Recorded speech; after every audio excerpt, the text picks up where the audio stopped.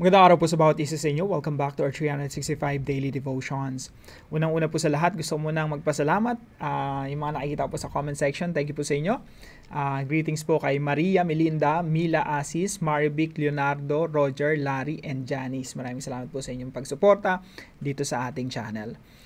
Now, etong devotion po natin na ito na po yung pinakahuli na devotion natin patungkol po sa the power of humility. The humblest is the greatest. So natutunan po natin this week na maraming mga advantage yung humility, no?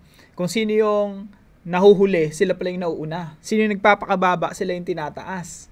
Ganun po yung principle ng Biblia, no? Now, nung Monday, Tuesday, Wednesday, Thursday, ito po yung mga natutunan natin. Humility makes us beautiful. Bakit tayo nagiging maganda, pogi, sa harapan ng Diyos? Kasi po nagiging katulad natin ng ating Panginoong Jesucristo. Humility makes us like Jesus. Humility makes us true servants. Humility makes us effective leaders. Humility makes us wiser every day. Humility makes us highly favored. Humility makes us righteous in Christ. Ito po yung tatalakayin natin ngayong umaga. Now, ang talata po na pag-aaralan natin ay magmumula po sa Luke chapter 18 verse 14. Ito po ay parable ng ating Panginoong Jesucristo. Pakinggan po natin, ihanda po natin ang ating mga puso't isipan. Sabi po ng Panginoong Jesucristo, I tell you that this man, rather than the other, went home justified before God. For all those who exalt themselves will be humbled, and those who humble themselves will be exalted. Sinasabi ko sa inyo, ang taong ito, yung maninigal ng buwis, ay umuwi sa kanyang bahay na pinaging matuwid, at ang isa ay hindi. Ito ay sapagkat ang bawat isang nagtataas ng kanyang sarili ay ibababa, at ang bawat isang nagpapakumbaba ay itataas. So ito po yung una nating teaching ngayong umaga. Pride makes people think they are righteous. Yung pride po, meron tayong tinatawag na spiritual pride. Yung pride, ito yung basically we started to think ourselves highly than others. And we think of ourselves as righteous, malinis. Kaya po tanungin, likas sa ating mga tao yan yung spiritual pride. Ang tingin natin sa sarili natin mabuti, mabait. Kaya nga mag-interview ka dito ng pinakamasasamang tao dito sa mundo, lahat ng masasamang tao rito ang tingin nila sa sarili nila mabuti, no? Majority ang tingin nila sa kanila mabuti, mabait, matino. Kahit na ang dami kahit sabihin mong kriminal, tanungin mo, tingin niya sa sarili niya mabuti. Kasi ang tao, likas sa isip ng tao na ikinukumpara yung sarili sa mas mababa sa kanila. Ito po yung kadahilanan kung bakit binigay ng Panginoong Jesucristo yung parable na ito. Sabi po rito, yung mga naunang verses, no? To some who were confident of their own righteousness. Yung mga taong tingin nila sa sarili nila, mabuti sila. Ito yung dahilan kung ba't binigay ni Jesus yung katuruan na ito. Sabi dito, to some who were confident of their own righteousness and looked down on everyone else, Jesus told this parable. Dito nakita natin yung purpose ng parable na ito. Ipakita sa mga tao na tingin nila sa sarili nila matuwid, malinis. Pakinggan nyo ito mabuti. Basically, yun sinasabi ni Jesus Christ. May dalawang tao pumunta dun sa templo para manalangin. Yung isa Pariseo, yung isa maniningil ng buwis. At ito yung kanilang panalangin. The Pharisee stood by himself and prayed, God, sabi niya, I thank you that I'm not like other people. Salamat kasi hindi ako katulad ng ibang tao. Kinukumpara niya yung sarili niya sa iba. Robbers, evildoers, adulterers, or even like this tax collector. Hindi ako katulad nitong mga tao na to, katulad nitong tax collector na to. I fast twice a week and I give a tenth of all I get. Nagpa-fasting ako, I do all my religious responsibilities. Sa kabila nito, yung tax collector naman, nananalangin halos sa malayo pa. He would not even look up to heaven. Di man lang siya tumitingala sa langit sa hiya sa harapan ng Diyos. Tapos kinakabog niya yung kanyang dibdib. Sabi dito, but beat his breast and said, God, have mercy on me. Kahabagan niyo po ako. A sinner. Makasalanan. At sabi ng Panginoong Jesucristo, I tell you that this man, yung tax collector na to, rather than the other, went home justified.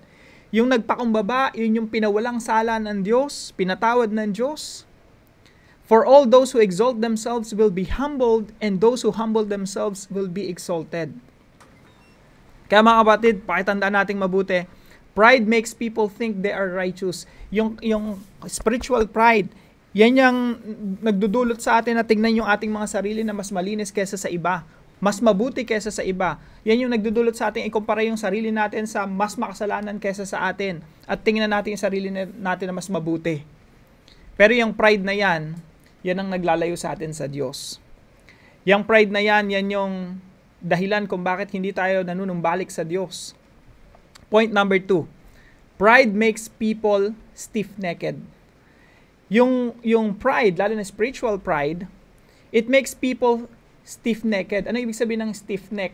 Pag may stiff-neck ka, yun yung, alam mo, pag natulog ka, mali yung pwesto mo, pagkagising mo, hindi makagalaw yung leeg, tapos isa lang yung tinitingnan mo, stiff-neck po ang tawag ron. Bakit sinasabi ng Biblia, marami po yan sa Bible, no? Particularly, Exodus chapter 33 verse 3. Sinasabi rito ng ating Panginoon na yung kanyang bayan, sabi rito, they are stiff-necked people. Ano ibig sabihin ng stiff-necked people? Yung nagpakalayo-layo sa Diyos, tapos isa lang ang direksyon patungo sa kapahamakan, tapos tinatawag ng Diyos, ayaw man lang lumingon at magsisi sa harapan ng Diyos. Yan po yung ibig sabihin ng stiff-necked. Kaya po ang mga stiff-necked people, sila yung mapapride. Tama yung landas na tinataha ko, I don't need God, no? Kahit na yung Diyos kinakalabit, tinatawag siya, ayaw pa rin tumingin at manumbalik sa Diyos. Pride po yung umiiral sa mga ganang pagkakataon. Pride makes people stiff-necked. Kaya ang tingin mo sa sarili mo at sa landas mong nung nilalakaran ay patungo sa kaligtasan. Pero ang totoo, patungo yan sa kapahamakan. Tingnan niyo po yung kalagayan ng Pariseyong ito. Sabi niya, God, I thank you that I'm not like other people, robbers, evildoers, adulterers, or even like this tax collector. Tingin niya sa sarili niya mabuti. Tingin niya, yun yung tama. Tama siya sa kanyang paningin at ayaw niya nang lumingin sa tunay na Diyos. Akala niya, pinapaboran siya ng Diyos. Pride makes people stiff-necked. Tanong kapatid, nasaan ka ba ngayon? Baka tinatawag ka ngayon ng Panginoon, manumbalik ka na sa Kanya, no? Baka meron tayong mga mahal sa buhay, nagpapakalayo-layo sa Diyos. Share natin tong devotion natin na ito, na hopefully gamitin ito ng Panginoon para kalabitin siya at panumbalikin siya sa presensya ng Diyos. Number 3 po, pride separates people from God. Yung spiritual pride, or pride in general, nilalayo tayo nito sa Diyos. It separates people from God. Tingnan niyo po itong Pariseyo na ito. Lumalapit siya sa Diyos, akala niya nakakalapit siya sa Diyos, pero ang tingin niya sa sarili niya, angat kesa sa iba. Self-righteous ang tawag rito, self-righteousness, no? Tingin niya sa sarili niya, matuwid siya. Pero hindi niya alam, dahil dun sa spiritual pride niya, nalalayo na pala siya sa Diyos. Sinasabi niya pa, I fast twice a week. Nagpa-fasting pa ako, nananalangin pa ako, nagbibigay pa ako ng offering, ng tithes, pero ang layo-layo niya sa Diyos. Sabi ng Panginoong Jesucristo, etong tao na to na may spiritual pride, hindi pinatawad ng Diyos. Ba't ka hihingi ng tawad sa Diyos? In the first place, diba? Tingin mo sa sarili mo, matuwid. Kaya po, yung pride, nakakatakot po yan because it separates you from God. Kaya mga kapatid, kung tayo tinatawag ng Panginoon, namumuhay tayo sa kasalanan, at ayaw natin manumbalik sa Diyos for whatever reasons. Minsan kasi yung kasalanan gusto nating yakapin at yung mali sa harapan ng Diyos, gina-justify natin at tinuturing nating tama, no? Kasi mahal natin, gusto natin, tinuturing nating tama yung mga mali natin. At umiiral na pala yung pride. Kailangan na pala nating magpakumbaba sa harapan ng Diyos at sabihin, Lord, mali itong ginagawa ko. Now, paano po natin ito i-apply sa ating mga buhay? Number 1, repent while we still have the time. Yung repentance po kasi, synonymous po yan sa humility. Yung pagpapakumbaba, yan po yung, pag nagpakumbaba ka sa Diyos, para ka na rin nagsisi. At pag nagsisi ka, nagpakumbaba ka na rin sa Diyos. Hindi mo sila mapapaghiwalay. So, repent, humble ourselves before God, while we still have the time. Mga kapatid, we don't have all the time in the world. Huwag na po tayong magpatumpik-tumpik pa pag kinalabit tayo ng Diyos, pag tinawag tayo ng Diyos, manumbalik na tayo sa Diyos, magsisi sa ating mga kasalanan. And I tell you, masarap sa piling ng Diyos, no? Kung sino man sa atin, dito kasi sa devotion natin, thousands of people are hearing this devotion. So kung sino man sa atin tinatawag ng Diyos, mas masarap sa piling ng Diyos kaysa sa kahit saan o kahit kanino o sa kahit anong sitwasyon, no, na minamahal natin, gusto nating tahakin. When God is calling us back, lumapit na tayo, manumbalik tayo sa ating Diyos. Pag sinabi po nating repentance, it's a U-turn. Yung mga stiff-necked people, ayaw niyang lumingon sa Diyos at mag-U-turn. Gusto niya dire-diretso lang kasi ito yung tama sa paningin ko, no? Pero patungo yan sa kapahamakan. Ang repentance po, lingon ka sa Diyos, ma-realize mo na mali ka, mag-U-turn ka, bumalik ka sa Diyos. And that leads us to point number 2. Return to God in humble submission. Manumbalik sa Diyos ng may pagpapakumbaba. Submission. Alam niyo po yung mga normal sa mga tao na ayaw magpasakop. Submission. Maraming allergic dyan sa submission. Kasi pag nag-submit ka sa Panginoon, when nagpakumbaba ka sa Panginoon, ibig sabihin yan yung Diyos ang masusunod sa iyong buhay. And people don't like that. Natural sa mga tao na may pagre-rebelde sa Diyos kasi yung Diyos ang daming rules and regulations. And by the way, yung rules and regulations ng Diyos ay para naman sa ating kapakanan. Kaya nga pag sinusunod natin yung mga rules and regulations, mga principles ng Diyos, na i-guide yung ating mga paa patungo sa tamang landas na ayos yung ating buhay. Pero yung mga tao, natural lang talaga sa mga tao na, Lord, I don't like what you're doing in my life. No? Ayaw nila, gusto nila sariling diskarte, gusto nila sila maghari sa kanilang mga buhay. Kaya po nagkakandalo-kaloko yung ating mga buhay because we keep following our own desires. Ang tawag po ron, pride. Ma-pride tayo, piling natin kaya nating patakbuhin yung ating mga buhay when in fact, whenever we run our lives, laging patungo sa pagkawasak. So return to God in humble submission. Magpakumbaba tayo sa ating Diyos. Ang sarap ng salitang return eh. Kasi ang naiisip ko dyan, yung prodigal son, na ang ganda-ganda ng buhay niya sa piling ng kanyang ama, naglayas, kinuha niya yung kanyang mana, naglayas, at nagpakapariwara, no? Ginastos niya kung saan-saan, nilustay niya yung kanyang kayamanan, at nung naubos na, napariwara ang buhay niya, naghirap siya ng husto. You know what happened? He returned to God. He returned to his Father. At ganyan po ang gawin natin. No? Let's humble ourselves, return to our Father in heaven in humble submission. Number 3 po, recommit to live for God. Kung ikaw ay isang taong, nagsuko na ng buhay sa Panginoon, kaso nga lang, dahil sa mga tukso sa mundo, nagpakalayo-layo. Madalas po nangyayari yan, kahit sa buhay ko, many times in my life, nagpakalayo-layo ako sa Panginoon, pero salamat sa Diyos, lagi akong hinahanap ng Diyos, no? Lagi ang pinapanumbalik ng Diyos. At sa atin pong lahat, let's recommit.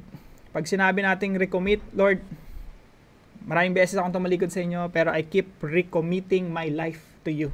I want to live for you.